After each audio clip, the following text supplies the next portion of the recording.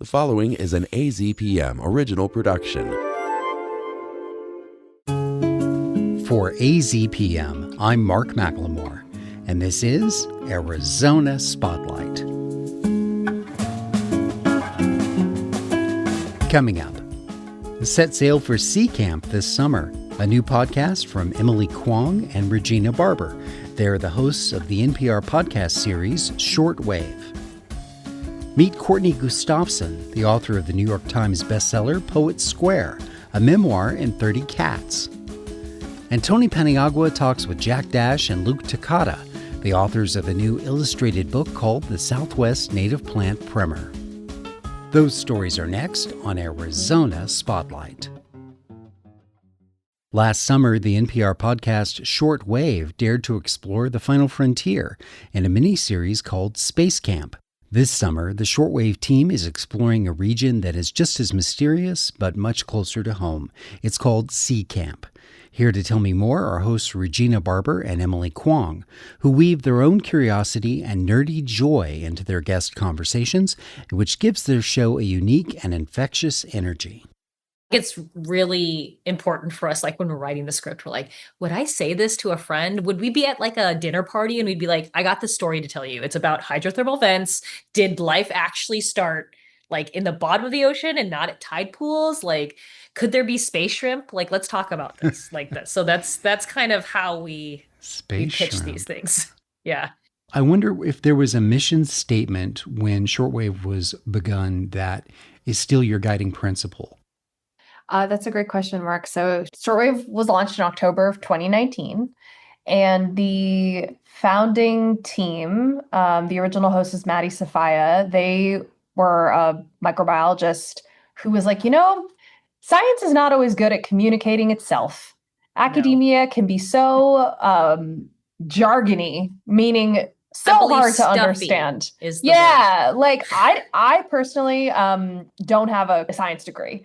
I'm just a very curious person and who loves talking to scientists and helping them communicate their message. So the show was always meant to make science accessible.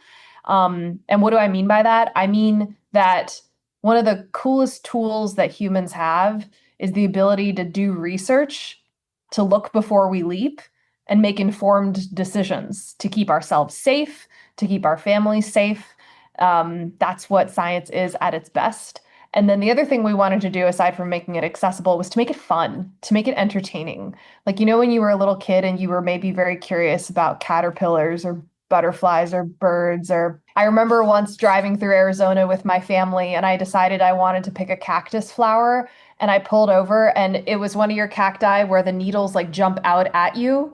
And that's how I learned about like jumping cactus needles, as my mom in the back seat was prying needles out of my hand with a pair of tweezers. That's the kind of curiosity we bring to Shortwave, and we've maintained that through the years. You know how you can tell if someone has lived in the desert for a while? How? They either have tweezers in their pocket or definitely in their car. Oh, wow. We did. Thank goodness my mom had a Swiss Army knife with a little tweezer insert, because I would have been a little porcupine in the back seat. Mom, please. I think I just want to address that the mission real quick is that like I taught at university for over a decade. I was teaching, physics and astronomy and I've taught math, and it's just people are really scared of science when they get to a certain age. Like I think even people who were curious and loved dinos when they were a kid can get to a point where it starts to become very intimidating. And one of the guiding principles I had when I joined this show is to make it unintimidating, to have our enthusiasm be infectious. And not be scared to come up to somebody like us. Like, even though I have a PhD in physics does not mean I can't talk to you. Like, we can talk to each other. And I think that's my guiding principle that kind of meshed into what had already existed at Shortwave. While I know the two of you aren't actually getting under the water to do this series, No. I wondered, because a No, lot of people absolutely not. have apprehension about the ocean or even phobias about swimming in deep water or swimming in water that is populated with wildlife. And I just wonder if either of you ever felt kind of a little bit of that while you were working on this project? This I'm gonna is answer a this- hilarious question because I am very comfortable and Gina's very not. How so? I've been on a cruise where you go on the like excursion and you're like, you can go circling or whatever. And I'm terrified of ocean creatures. I'm terrified of lake creatures. I'm terrified of anything touching my leg. But I was on the swim team. I was a competitive swimmer. Yeah. So like it's a very confusing place to be in, to be like, I think because I'm a swimmer, I know that I do not have the upper hand when I'm in the Yeah. ocean. I know at any minute they know what they're doing and I don't. And even like kelp, I went swimming in a lake once and I had a panic attack because under the water it was dark and I had goggles on and I could see kelp and I was like, nope, I can't do it. So it's kind of a little bit facing my fear, this series. I'm trying really, really hard. Wow, I didn't know that. Good job. You've really pulled through.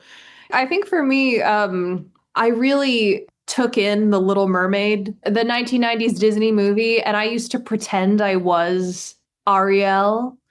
Then that segued into I worked for many years at a member station in rural Alaska on the coasts, and seeing how that community lived among the ocean, the fishing industry, people who worked on cruises, people who were whale biologists. I was like, wow, this is what it means to live with like respect for the ocean. The ocean produces half the oxygen we breathe. The ocean is the world's biggest carbon sink. It is the reason climate change hasn't cooked us yet, believe it or not. So I think that I have so much respect for the ocean, and we try to make it as much as it seems like the ocean is out to get you. I will say the ocean is actually what's keeping us all alive, and we're kind of flipping that fear on its head with this series. And the first episode focuses on exactly that. But I have to tell you, as somebody who really loves biology, I enjoyed the second episode so much when you speak to marine biologist Fiona Chong, who talks about these creatures that have found a home in a trash island. Sometimes I feel like I live in Trash Island, but I understand the incredible interconnectedness of these life forms. So was it you, Emily, who conducted that interview? Yeah, so this episode came about because we've all perhaps seen garbage patches, pictures of them on TV. These are collections of trash, some as big as the state of Texas, that are just hovering around these gyres in places like the Pacific Ocean. The North Pacific garbage patch is the basis of this episode. And basically, over the decades, these have become ecosystems onto themselves. There's these creatures called newstons, which have created their own food web on our waste, on our fishing lines, on our plastic trash. So the episode is really making clear, like, the trash we think we got rid of, it actually does end up somewhere and becomes someone's home. And the best thing we can do is to prevent that trash from getting into the ocean in the first place, keeping our rivers clean and having better waste management on land, and really reduce, reuse, recycle, trying to reduce plastic as much as possible. But once it gets out there, it's not good for the ocean, but the ocean will always adapt because that's what it does. Whether we want to keep that going is another question, because I don't think any of us want a world where the ocean is entirely filled with trash, right? No, but learning about the porpitas, the kind of jellyfish creatures that provide shelter, and they're tiny, they're centimeters, according to Dr. Chong. I found that fascinating. Okay, before we run out of time, I'd like to ask you to address something. It seems that Shortwave has a focus on representation and providing a platform for Asian scientists and researchers. So when I was teaching way back when I was an academic, I was the inclusion and outreach specialist. So I spent over a decade working on trying to have science be more inclusive, more welcoming to people of color, to women of color, which I am. I think that our show does not just focus on Asian American representation. We focus on all representation, even beyond race and gender, part of the queer community, disability. I think because Emily and I are both Asian American, I think it also is very obvious. And I'm also a Mexican American, and our producer, our showrunner, is also Mexican American. So we do very much try to represent ourselves and people like us. I don't know, Emily, do you want to add to that? No, Mark, you're definitely bringing up what is like a huge part of Shortwave's production philosophy, which is simply, the US is a very diverse place. And so we try to make our sourcing match US demographics, which is tough because there are far less Black American scientists, Hispanic scientists, Asian scientists. There are just far less represented in science than they are in the US population. And so we really try to go out of our way to bring those voices in, like Fiona, like Dr. Chung, who you heard in the Garbage Patch episode. So everyone knows that they can do science, regardless of their background, if they have the opportunity and are curious. Yeah. Well, That's shortwavers, I want to thank you for your time. And if we can add about we have a newsletter that we are spending a lot of time on. And in the newsletter, there's going to be a summary of the episode. There's going to be a comic. You can go to npr.org/ccamp and sign up for that newsletter. Yes, sign up for the newsletter. It's a great companion for this series. Again, that sign up is npr.org/ccamp. You'll get a newsletter in your inbox once a week. You'll get games. And then new C Camp episodes come out every Monday until the end of the summer. So just follow wherever you get your podcasts. Shortwave is 2 words. I'm most excited about the comic, period. Comics are very pretty. I love comics. Yeah. It was Aquaman that taught me to love the water. Oh, yeah. Shout out. It was Full Batman circle. that taught me to dislike Aquaman. I spoke with the hosts of the NPR podcast Shortwave about their summer miniseries, Sea Camp. We have a link to the program and their newsletter on the Spotlight page at azpm.org.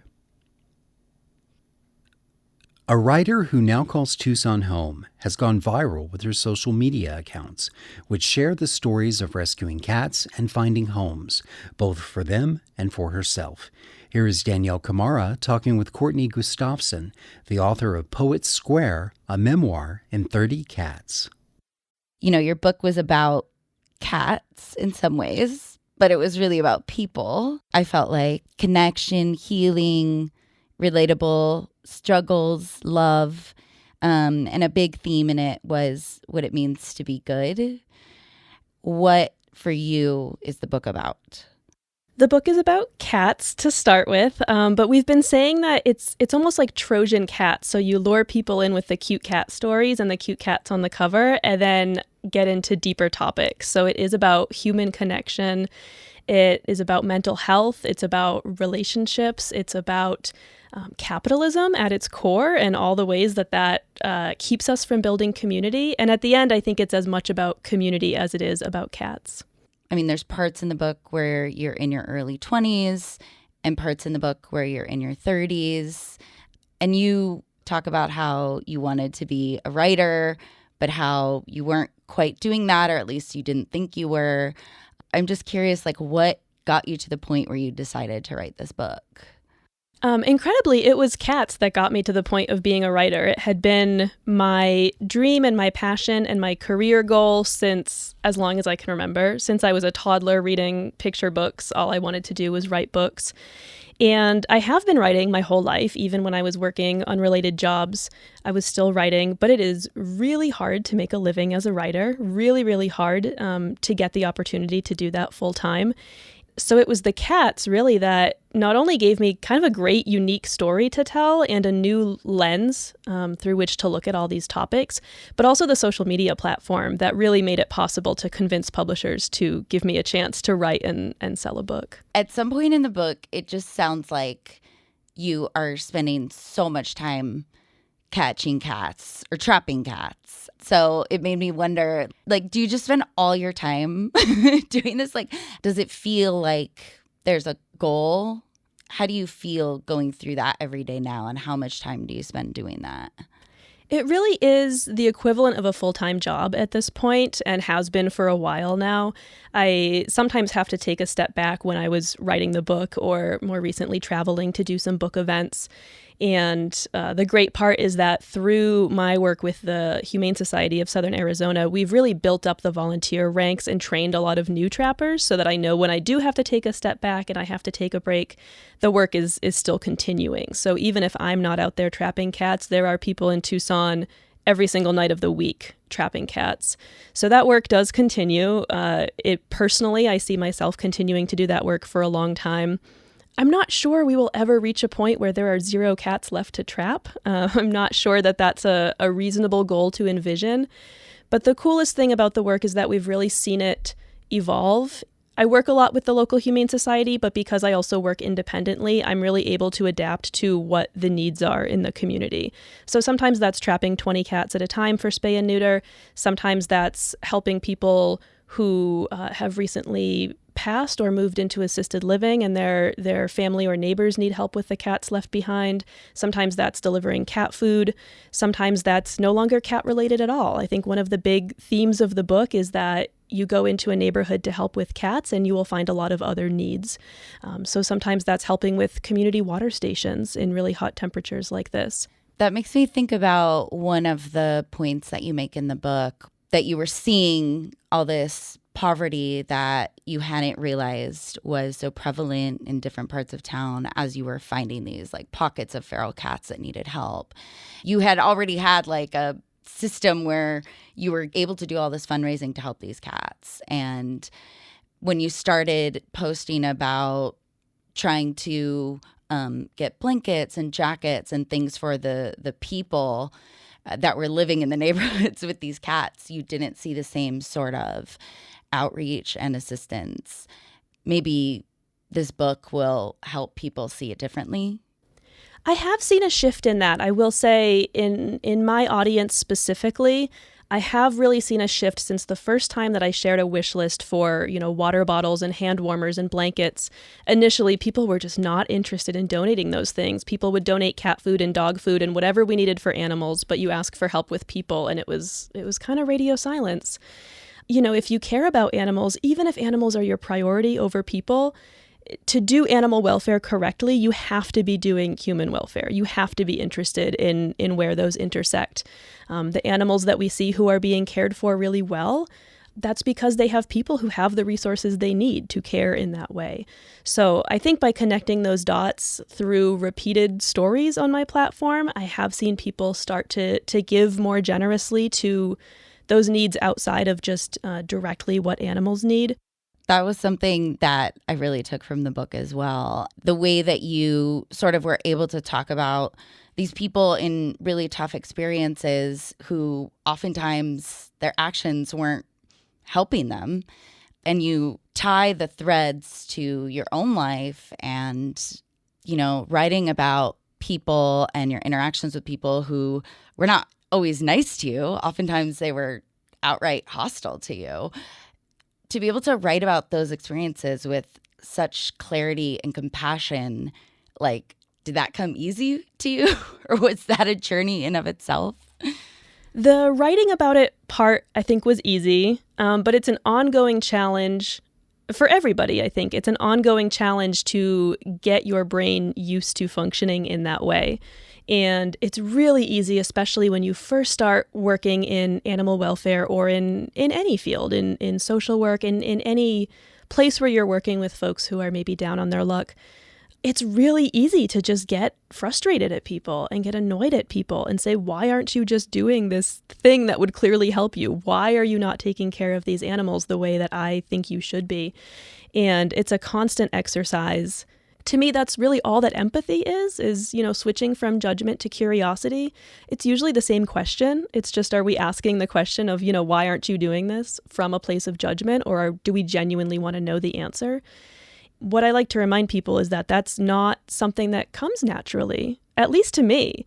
That's something that I still have to practice. I still react to every situation with that initial judgment, and I have to pause, and you have to exercise that muscle to flip that switch into curiosity. What has been the feedback that you've been getting from readers as far as people telling you that they saw themselves in your experience? It has been incredible. I wrote this book from a place of not really knowing if anyone would relate to it, in part because not that many people have 30 cats, but also it is a really vulnerable book. I talk about my struggles with anxiety and depression. I talk about being a woman in the world where misogyny is very present. I talk about struggling under capitalism and not making money and how that can make you feel in the world.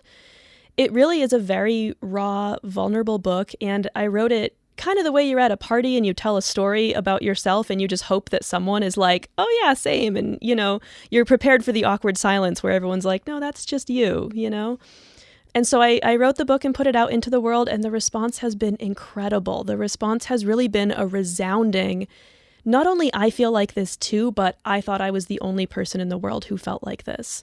The reviews and the messages and the emails I've gotten from people saying, I feel so seen. I didn't think I would relate so much to someone who, on the surface, whose story is so different than mine.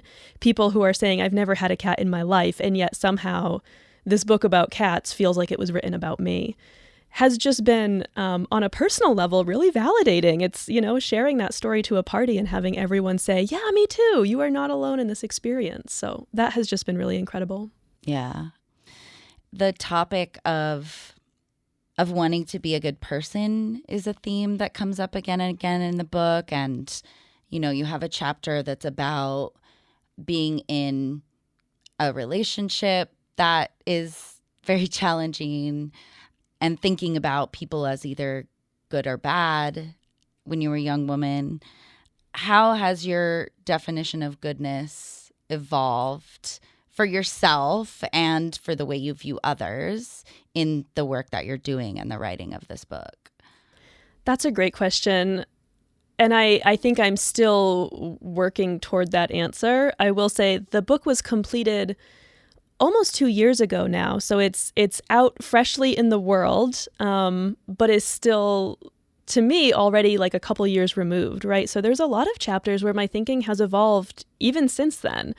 And so I think probably the biggest evolution in my own mind is continued nuance of good and bad, and that really no one fits in those categories neatly. You can be a primarily good person who has done bad things in the past. I think you can, and I think ultimately it's probably the wrong question to ask, right? I think even if we're focusing on ourselves, that's what I would tell myself 2 years ago if I was rewriting sections of the book, is to say that if you're constantly saying, am I a good person, you're probably too focused on yourself in the first place. And so I try to force myself to just look outward. What can I do for my community? And ultimately, there's no moral balance that I need to be like tallying up and working toward. Danielle Kamara interviewed Courtney Gustafson, author of the New York Times bestseller Poets Square, a memoir in 30 cats, published by Crown, a division of Penguin Random House.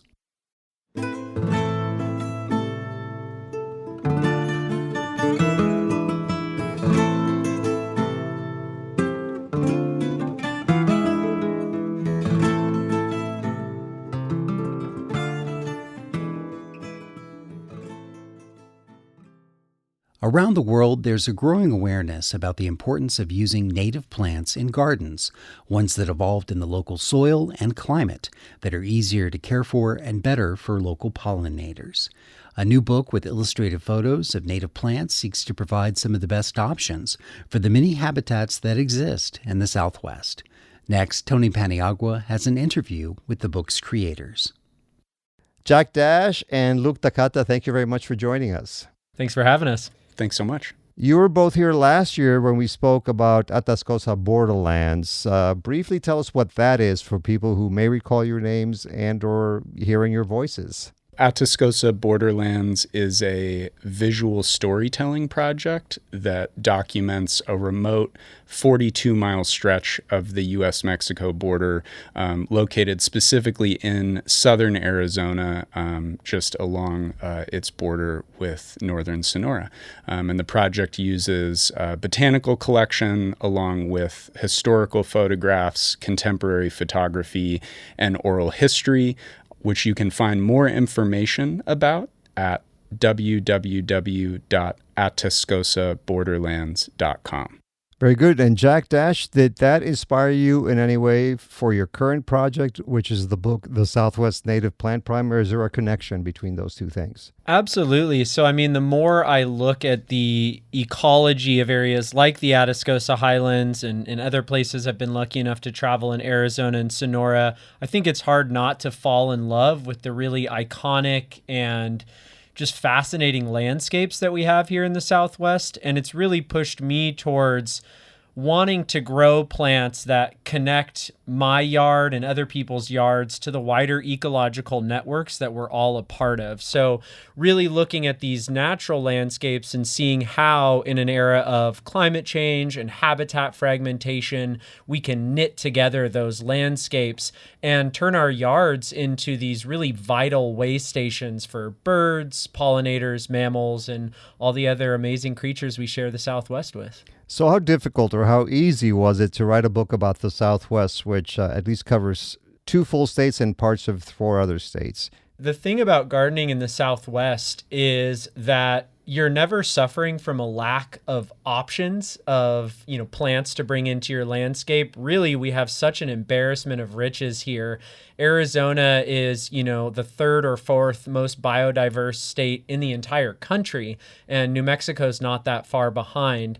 So there's so much to choose from. And I would say really that's the biggest challenge is when you love so many different plants, how do you whittle that down to 235 species? And because of the broad geographic area this book covers, our strategy was to focus on plants that either occur across a lot of that area, either geographically or topographically, and then also to focus in on a few species which might not be so widespread, but which are iconic to particular bioregions within the Southwest. A great example would be something like the saguaro, which are obviously not going to grow in Taos or Flagstaff, but which, any Southwest gardening book should include because it's so critical. It's such a keystone species in the Sonoran Desert region. Luke, you must have taken hundreds of photographs. I don't know how many eventually made it into the book, but what were you looking for as you were trying to get photographs that represent these species? For example, I was speaking to you ahead of this interview. One of the challenges might be, do I take a close-up? Do I take a wide shot? Or not do I take, but which one do I use in the book? Because you have limited amount of space. So, first and foremost, it was just a really fantastic process to photograph for this book. We, had a rough list of somewhere around 250 to 300 different species, and we only had about 9 to 12 months to photograph all of those plants for the book. So we didn't start this project with a huge catalog of photographs of native plants, at least I didn't as a photographer. So we were really engaged in this active process of sort of plant chasing across the Southwest to try to hit these plants at, particular peak times of either flowering or fruiting, or just trying to be able to take pictures of them when they were at their best. So that was particularly exciting. And then when it comes to, how to photograph them and making those final curatorial decisions of which pictures ended up in the book, one of the things that's really central to Jack and I's working relationship is the collaboration between myself as a sort of a visual creator, more of an artistically minded person, and Jack really as more of a ecological academic person. Jack would, speak with me about the particular plant that we were photographing, point out a couple key characteristics of that plant. I really tried to approach these plants as if I was photographing a person. A common experience through the course of photographing this book was, Jack standing above me with a notepad taking notes and me laying fully down in the dirt, in the mud, with my camera up, taking a very shaky, close picture of, some sort of microscopic part of a plant. We tried to allow for a lot of visual diversity so that you're really moving in and out from, a detail of a plant to a full picture of a plant, which just kind of makes it more enjoyable for the viewer as they're going through the book. Jack, when people think about the Southwest, a lot of times they say, oh, sand, dust, very barren. But I was looking at your book and there are multiple bioregions. What we actually have here is an area that is one of the global hotspots for biodiversity, and certainly that's the case within the United States. And one of the things that makes the Southwest so biodiverse is the incredibly varied topography. So, even right here in the Tucson Basin, we're surrounded by mountain ranges ranging from a few hundred to many thousands of feet high. And that creates a lot of local variation. And then when you blow that up across the scale of the whole Southwest, you're moving from these low deserts through the Mogollon Highlands up into these really beautiful sort of southern extensions of the Rocky Mountains. And a lot of gardening guides will use the USDA climate zones to kind of center people in the climatic factors that will affect them gardening in a region. We wanted to steer clear of that because ultimately I feel those USDA climate zones really exist to tell people what non-native plants they can get away with growing in their particular climate. So we leaned into the biotic communities of the Southwest designations created by a couple of researchers, Brown and Lowe, in the 1980s, where they really went through the Southwest and kind of defined all of the different biotic communities, particularly focusing on vegetative indicators. So to me, my goal is really not to encourage people to grow that plant that they can just get away with. It's just, something that they can maybe make work in their environment. And I really want people to think about where it is that they live and to focus in on plants from that region. So in the book itself, when we go through all of the different plant profiles, we describe the different bioregions they occur in. And what I really encourage gardeners to do is, not to go to the nursery first, but to go out into nature, go take a walk at their nearest trailhead, the nearest sort of semi-undisturbed habitat around them, whether that's a city park or a national park or a forest, and just go look at what's growing out there, and not just what's growing out there, but what the exposure is like. Is it low or high? Is it sunny or shady? Is it rocky or is there deep soil? Are these plants near water or up on cliff faces? And then go home and really take a good hard look at their site. Dig a hole and get your hands in the dirt and really see what the drainage is like. And what you're ultimately trying to do is create functional ecosystems in your yard. All right, Jack Dash, naturalist and writer, board member of the Arizona Native Plant Society and gardens manager at Tohono Chul Botanical Gardens, and Luke Takata, photographer and storyteller, engagement manager at Tohono Chul Botanical Gardens. Thank you very much for joining us. Thanks for having us, Tony. Thanks so much, Tony. It was a real pleasure to be here today. Dash and Takata's new book, The Southwest Native Plant Primer, is being released next week, and several book signings are scheduled. We have a link for information on the Spotlight page at azpm.org. Thank you for listening to Arizona Spotlight. This show is a production of AZPM. The production engineer is Jim Blackwood. Production assistance by Zoe Giuliano. I'm producer and host Mark McLemore. AZPM podcasts are made possible in part by donations from listeners like you. Learn more at support.azpm.org. Thank you.